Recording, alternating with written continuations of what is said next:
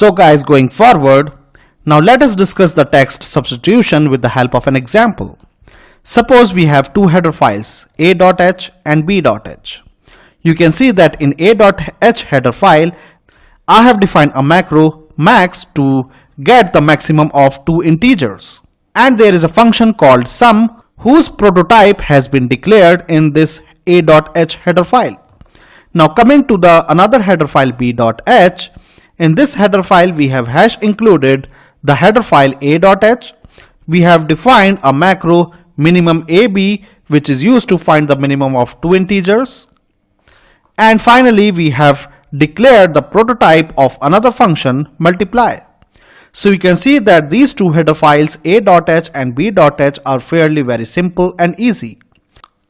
Now suppose you are a programmer and you are writing a file application.c.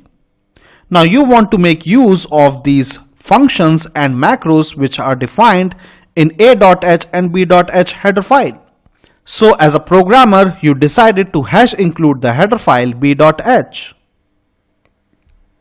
So remember, this is the version number 1 of application.c file. And it is this C file which actually programmer writes by using his own hands. So you can see that in this C file, there is a use of the macro square x. And there is another function which is declared as well as defined in this application.c source file. Now going further, now let us apply the text substitution on preprocessing directive hash include and hash define. So you can see that this is application.c file, but it is version 2. Version 2 means that this file has been obtained by applying the text substitution on version 1 of application.c file. Now version 2 is different from the version 1 in the respect that this statement, that is hash include b.h, is replaced by the contents of header file b.h. So this is the substitution. So you can see that in b.h there are three statements. These three statements are replaced as it is in version 2 of application.c file. So we obtain version 2 of application.c after first pass of text substitution. You can also see that in version 2 of application.c file, the square x has been substituted by its definition. That is, square x is replaced by x into x.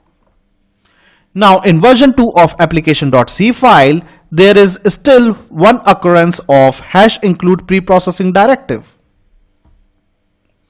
So again, the compiler will apply the text substitution on version 2 of application.c file to eventually obtain the version 3 of application.c file. So version 3 of application.c file is different from version 2 of application.c file in the respect that this statement, that is hash include a.h, has been replaced by the actual content of a.h header file. So you can see that in a.h header file there are only two statements, and therefore these two statements has been replaced in version 3 of application.c file.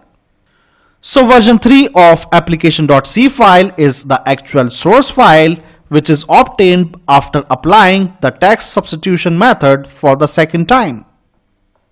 Now because we are running out of the space on this slide, so continuing from the next slide, we have here version 3 of application.c file which we are carrying over from the previous slide. Now you can see that there is no hash include preprocessing directive left in this version 3 of application.c file. And all the macros usage in this source file has been replaced by their actual definition. That is, square x was already replaced by x into x. So as the final step of text substitution, the compiler simply removes all the hash defined lines from the source file. Why it removes these hash defined lines?